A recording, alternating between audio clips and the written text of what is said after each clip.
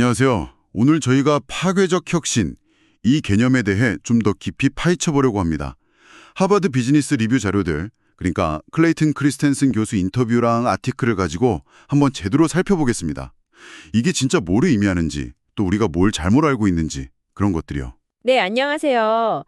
이게 파괴적이란 말을 여기저기서 정말 많이 쓰는데, 그 본질을 정확히 아는 건 또 다른 얘기 같아요. 오늘 이 시간 통해서 그 이론의 진짜 핵심을 좀 명확하게 짚어보고, 여러분이 앞으로 정보를 접하실 때 좀 더 잘 판단하실 수 있게 도와드리는 게 목표입니다. 좋습니다. 그럼 바로 시작해 볼까요? 파괴적 혁신이 정확히 뭐냐? 이게 그냥 단순히 제품을 더 좋게 만드는 거, 그런 돌파형 혁신하고는 다르다고 하더라고요. 크리스텐슨 교수 설명 들어보면 원래 너무 비싸거나 복잡해서 소수만 쓰던 거 있잖아요.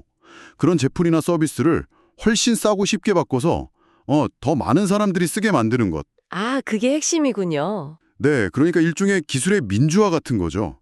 접근성을 확 넓히는 거. 컴퓨터 발전 과정을 생각해보면 딱 맞아요. 엄청 큰 메인프레임에서 시작해서 미니 컴퓨터, 데스크톱, 노트북, 지금은 스마트폰까지. 점점 작고 싸지고 많은 사람이 쓰게 됐잖아요. 그 민주화라는 표현이 진짜 와닿네요. 핵심을 딱 짚으셨어요. 그럼 이런 파괴는 대체 어떻게 일어나는 걸까요? 보통 시장을 이끄는 큰 기업들은 자기들한테 돈 많이 내는 제일 중요한 고객들 있잖아요. 그 사람들한테 맞춰서 제품을 계속 좋게 만들죠. 이걸 이제 존속적 혁신이라고 부르고요. 네, 그렇죠. 더 좋게, 더 비싸게. 맞아요. 근데 바로 이 과정에서 자신들도 모르게 어떤 일이 생기냐면요. 일부 고객이 원하는 수준을 넘어서 버리거나 아니면 좀 덜 까다로운 고객들, 그러니까 저가 시장 고객이나 아예 그런 제품이나 서비스를 안 쓰던 사람들, 이른바 비소비자들을 놓치게 되는 거예요. 아, 너무 앞서가거나 아니면 아예 다른 쪽을 못 보게 되는 거군요. 그렇죠. 파괴적 혁신을 하는 기업들은 바로 그 빈틈을 파고들어요. 저가 시장 발판이나 신시장 발판이라고 부르는 곳이죠. 처음에는 기존 제품보다 성능은 좀 떨어질 수 있어요. 근데 이 정도면 쓸만한데 싶은 수준의 가격이 훨씬 싼 거죠. 굿 이너프 전략이네요. 네, 기존 기업들은 이걸 당장 큰 위협으로 안 봐요.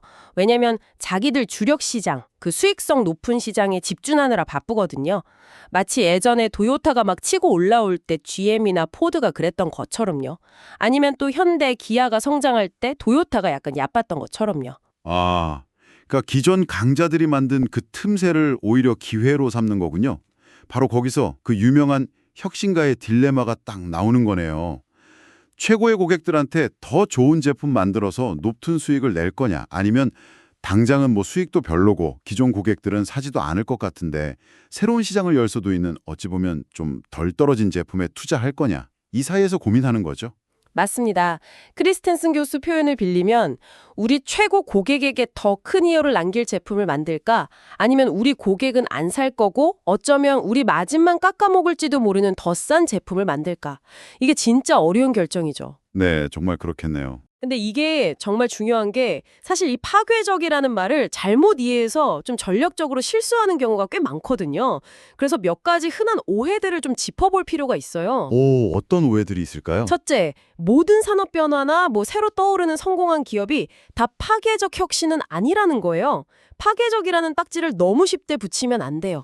전략적인 판단을 흐릴 수 있거든요. 예를 들어서? 우버요. 아, 우버. 많이들 파괴적이라고 하죠. 그렇죠.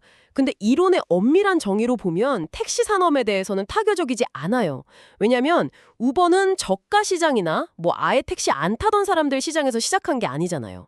그리고 처음 나왔을 때 서비스가 기존 택시보다 엄청 나빴던 것도 아니고요. 오히려 기술로 기존 서비스를 개선한 존속적 혁신에 가깝다는 거죠. 아, 좀 다르네요, 생각했던 거랑. 네, 물론 리무진 시장 같은 데는 파괴적일 수 있겠지만 택시 시장 자체는 아니라는 거예요. 둘째는 파괴는 어떤 한순간의 사건이 아니라 과정이라는 점이에요. 과정이요? 네, 그러니까 변두리에서 시작해서 점점 중심부로 이동하면서 기존 강자를 대체해 나가는 그 경로, 그 자체가 파괴적인 거예요. 음. 넷플릭스가 처음엔 우편으로 DVD 빌려주다가 나중에 스트리밍으로 블록버스터를 무너뜨린 것처럼요. 그 전체 과정이 파괴적인 거죠. 아, 그 경로 자체가 중요하다는 거군요. 그렇죠. 셋째는 단순히 제품만 다른 게 아니라 비즈니스 모델 자체가 다른 경우가 많다는 거예요. 아이폰 생각해보세요. 그냥 더 좋은 전화기가 아니라 앱스토어라는 생태계를 만들어서 노트북에 하던 기능들, 뭐 인터넷 접속 같은 거, 그런 거 일부 대체했잖아요. 스마트폰 시장 자체보다는 노트북 시장을 파괴했다고 볼 수도 있는 거죠. 비즈니스 모델의 차이, 그것도 중요하네요. 마지막으로 모든 파괴적인 시도가 다 성공하는 건 아니라는 거. 성공해야만 파괴적 혁신인 건 아니에요. 그리고 또 파괴하거나 파괴당하라. 이런 구호에 너무 휘둘릴 필요 없다는 거?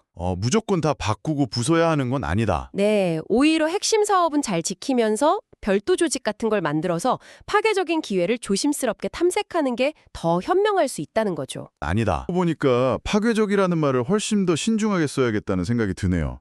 기준이 꽤 명확해요.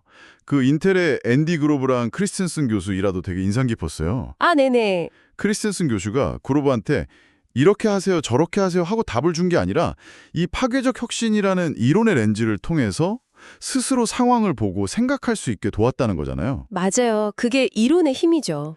이건 뭐랄까 우리 청취자 여러분께도 시사하는 바가 틀 것 같아요. 우리가 맨날 데이터 하는데 데이터는 사실 과거에 대한 거잖아요. 근데 미래를 보려면 데이터를 넘어서는 좋은 이론이 필요하다는 거죠. 이론이 있어야 미래를 예측하고 또 뭘 물어봐야 할지 알게 되니까요. 데이터보다 먼저 패턴을 보게 해준달까요? 정확합니다. 결국 이 파괴적 혁신 이론이라는 건요, 어떤 기술이나 기업이 그냥 새롭다, 성공했다, 이걸 넘어서서 그게 시장의 기존 강자들을 어떤 특정한 경로와 메커니즘을 통해서 위협하고 대체해 나가는지를 설명하는 아주 강력한 분석 도구예요.